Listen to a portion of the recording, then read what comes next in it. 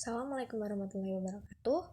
Perkenalkan, saya Maulida Hasanah, NPM 201010305011 dari kelas Biologi 3. Izin memaparkan tentang hasil PJBL saya mengenai instalasi pengelolaan air limbah atau IPAL terintegrasi di kawasan industri terpadu atau KIT Batang dalam upaya mengurangi kerusakan lingkungan.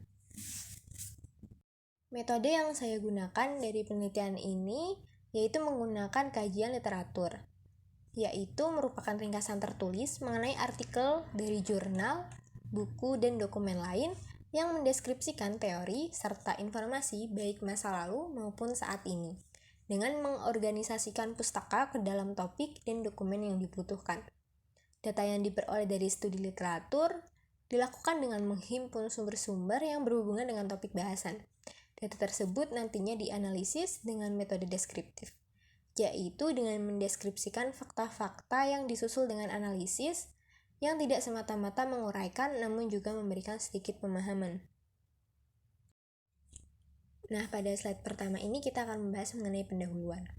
Pertama, kita mengenal dulu Kabupaten Batang. Kabupaten Batang adalah suatu wilayah yang berada di jalur ekonomi Pulau Jawa yang mempunyai arus transportasi dan mobilitas yang tinggi, serta perekonomian yang strategis karena melewati jalur perdagangan Jalan Pantura. Kabupaten Batang mempunyai potensi yang baik sehingga pemerintah tertarik untuk mendirikan kawasan industri. Potensi yang baik itu meliputi apa saja, yaitu adanya sumber daya alam yang memadai dan sumber daya manusia yang melimpah sehingga dapat menguntungkan investor dalam bidang industri. Kawasan industri itu apa? Kawasan industri adalah suatu tempat yang digunakan sebagai pusat kegiatan industri dengan fasilitas-fasilitas penunjang yang dikembangkan pemerintah untuk menarik perusahaan agar berinvestasi dengan izin usaha kawasan industri. Pada pembuatan industri, tentu saja akan menghasilkan suatu limbah yang dapat merusak lingkungan setempat. Oleh karena itu, maka diperlukan suatu instalasi pengelolaan air limbah untuk mengurangi dampak yang lebih buruk untuk kedepannya. Instalasi pengelolaan air limbah terintegrasi kawasan industri terpadu Kabupaten Batang dibangun menggunakan teknologi Moving Bed Biofilm Reactor atau MBBR untuk mengolah air limbah. MBBR adalah suatu metode pengelolaan air limbah dengan metode bergerak. Hal ini didapatkan dengan pertumbuhan biofilm atau biomasa di dalam media atau biokarir kecil yang bergerak di dalam reaktor. Tujuan dari artikel ini adalah untuk mengetahui bagaimana mengolah air limbah agar mengurangi kerusakan lingkungan di sekitar kawasan industri terpadu Kabupaten Batang. Lalu kita masuk ke dalam hasil dan pembahasan. Pembangunan instalasi pengelolaan air limbah terintegrasi dengan jaringan perpipaan pada kawasan industri terpadu Kabupaten Batang oleh Kementerian PUPR melalui Dijen Cipta Karya berkapasitas 18.000 m3 per hari dengan jaringan pipa air limbah sepanjang 18 km. Diameter pipa tersebut antara 200 hingga 700 mm dengan bak kontrol, manhole, dan pompa wet pit yang secara gravitasi dapat mengalirkan limbah menuju ke IPAL. Diketahui dari beberapa sumber, anggaran pembangunan dari IPAL ini berasal dari dana APBN tahun anggaran 2021 hingga 2023 sejumlah 341,7 miliar. Tujuan dari pembangunan IPAL ini tentunya sebagai upaya untuk meningkatkan sanitasi di skala kawasan, mengurangi pencemaran limbah ke lingkungan, dan untuk mencegah kerusakan lingkungan. Seperti yang sudah saya kemukakan tadi pada pendahuluan, instalasi pengelolaan air limbah terintegrasi kawasan industri terpadu Kabupaten Batang ini dibangun menggunakan teknologi Moving Bed Biofilm Reactor atau MBBR untuk mengolah air limbah. MBBR adalah suatu metode pengolahan limbah dengan media bergerak. Hal ini didapatkan dengan pertumbuhan biofilm atau biomasa di dalam media atau biokarir kecil yang bergerak di dalam reaktor.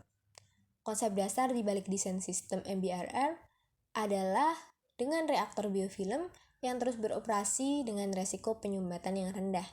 kehilangan heat yang rendah, dan luas permukaan biofilm spesifik yang tinggi. Luas permukaan spesifik yang tinggi tumbuh pada elemen pembawa kecil yang bergerak bersama dengan aliran air di dalam reaktor. Gerakan ini biasanya disebabkan oleh aerasi dalam reaktor aerobik dan pengadukan mekanis dalam reaktor anaerobik, dan memastikan bahwa seluruh volume reaktor digunakan dalam perawatan. Elemen pembawa biofilm yang paling banyak digunakan awalnya dikembangkan untuk proses coldness moving bed, terbuat dari polyethylene dan berbentuk seperti silinder kecil dengan tanda silang di dalam pembawa dan sirip di sepanjang luar pembawa. BOD atau Biochemical Oxygen Demand adalah suatu karakteristik yang menunjukkan jumlah oksigen terlarut yang diperlukan oleh mikroorganisme untuk mengurangi atau mendekomposisi bahan organik dalam kondisi aerobik. Sedangkan COD atau Chemical Oxygen Demand adalah jumlah oksigen yang diperlukan untuk mengurai seluruh bahan organik yang terkandung dalam air. Waktu tinggal dalam sistem MBBR yang dirancang untuk menghilangkan BOD atau COD umumnya akan cukup rendah, berkisar antara 15 hingga 90 menit saja. Penyisian BOD atau COD karbon akan bergantung pada tujuan perlakuan dan metode-metode yang dipilih untuk memisah padatan. Reaktor harus dirancang untuk SALR rendah ketika nitrifikasi diperlukan di bagian hilir reaktor dan pada SALR yang lebih tinggi ketika hanya penghilangan bahan karbon yang diperlukan. Lalu apa sih keuntungan yang melekat pada penggunaan sistem MBBR? Yang pertama adalah efisiensi volumetrik yang lebih tinggi. Lalu yang kedua, peningkatan stabilitas proses. Yang ketiga, head loss minimal tanpa memerlukan backwashing secara berkala. Yang keempat, fleksibilitas dan kesederhanaan operasi. Dan yang terakhir adalah kompatibilitas dengan berbagai teknik pemisahan padatan. Lalu ada tahapan pengolahan limbah sistem IPAL. Nah, di samping dapat kita lihat gambaran rancangan dari pembangunan IPAL di kawasan industri terpadu Kabupaten Batang.